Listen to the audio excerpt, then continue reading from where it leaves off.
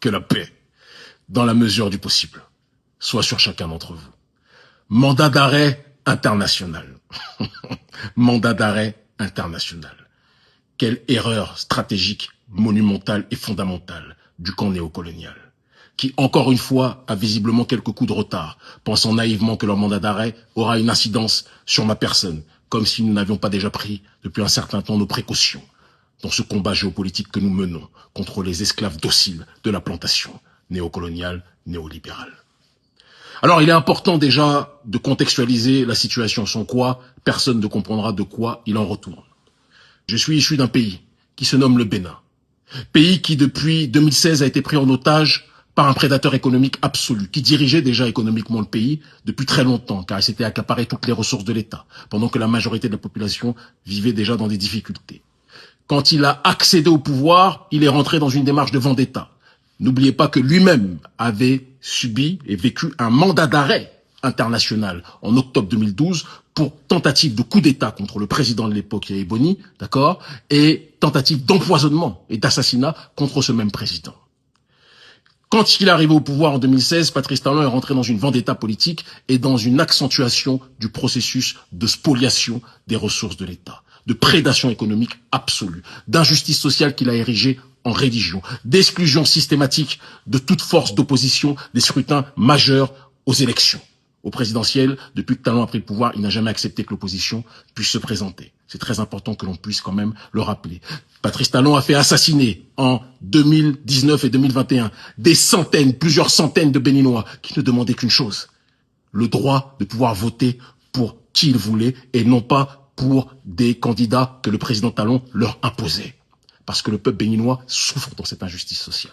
Alors Talon, un petit peu comme le dirigeant d'une boîte, c'est d'ailleurs comme ça qu'il fonctionne avec son pays, c'est quelqu'un qui présente une belle vitrine à l'extérieur, pendant qu'à l'intérieur, il persécute ses employés. Un petit peu comme les employés des grandes multinationales occidentales, qui sont souvent des Philippins ou des Africains ou des gens qui vivent dans une précarité extrême, et à l'extérieur, on vous vend des beaux produits, on vous dit que tout va bien. C'est exactement la même chose avec le Bénin. Il ne vit pas et il ne considère pas, il ne dirige pas le Bénin comme un président qui protège ses concitoyens.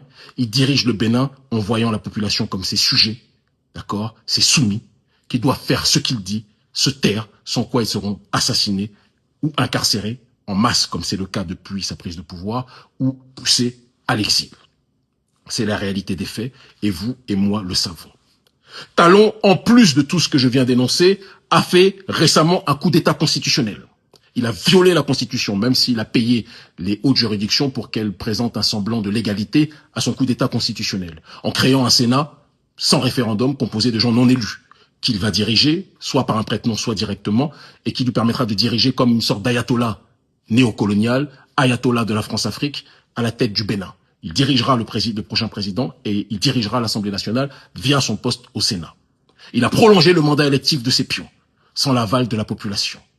Et il accentue le processus plus que jamais d'injustice sociale en étant désormais dans une logique de, comment dirais-je, d'expression ostentatoire de leur richesse pendant que la majorité de la population vit dans la précarité économique, la précarité sociale et la précarité politique. Il a interdit les manifestations de la population. Plus de manifestations syndicales ne sont autorisées, sauf quelques-unes par exception si elles sont dirigées par des gens du camp Talon.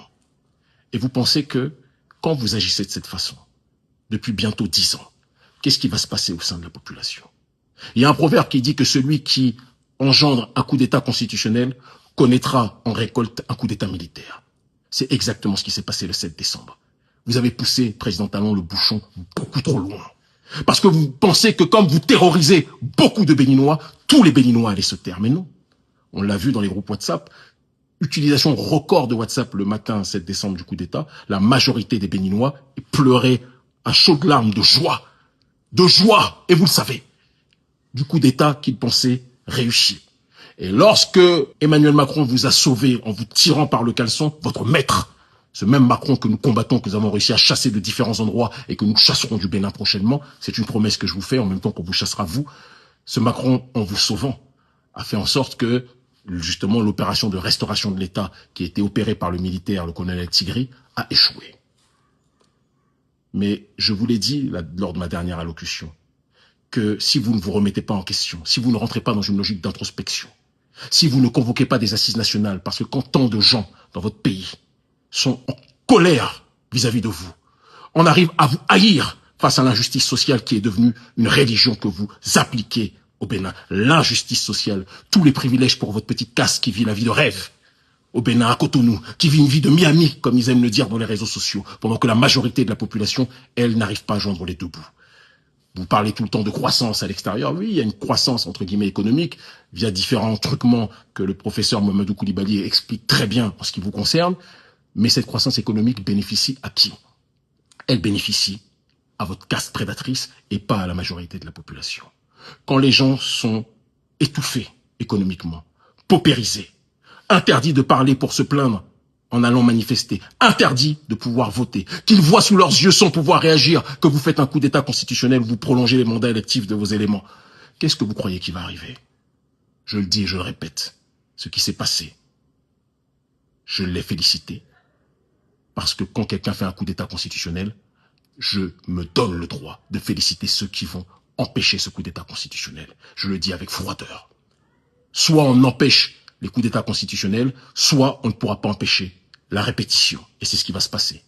Des coups d'état militaires, qui sont en réalité des opérations de restauration de l'État dans ce cadre-là.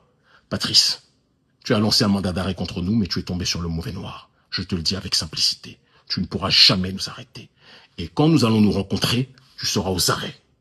Et nous reviendrons sur la terre de nos aïeux. Et nous serons dans une démarche de communier avec notre population. Enregistre bien ce que je dis, parce que c'est ce qui va se dérouler. Tu es tombé sur le mauvais noir, Patrice. Tu es l'esclave docile de la plantation néocoloniale et néolibérale. Je suis un des esclaves rebelles de cette plantation néocoloniale, de cette plantation néolibérale. Macron claque des doigts et vous fait ce qu'il veut. Et c'est pour ça qu'en retour, quand vous êtes en danger, ils viennent vous sauver. Mais ton maître ne pourra pas te sauver éternellement. C'est une question de souveraineté, Patrice. Nous n'avons aucun maître. Aucun. Si ce n'est Dieu. Ce combat, on va le mener jusqu'au bout. Et vous ne pourrez pas nous stopper. Par amour de notre peuple, en l'honneur de nos aïeux méritants, et par soumission à la rectitude, à la justice, dimension dans laquelle nous sommes installés depuis longtemps, nous irons au bout de ce combat. Et tu ne pourras pas nous stopper. Le Bénin libre ou la mort, nous vaincrons. L'Afrique libre ou la mort, nous vaincrons. Il y avait des esclaves rebelles. Il y a les esclaves rebelles aujourd'hui. Il y avait les esclaves dociles hier. Il y a les esclaves dociles comme toi aujourd'hui. Nous verrons, à la fin, qui va gagner ce combat. À très vite.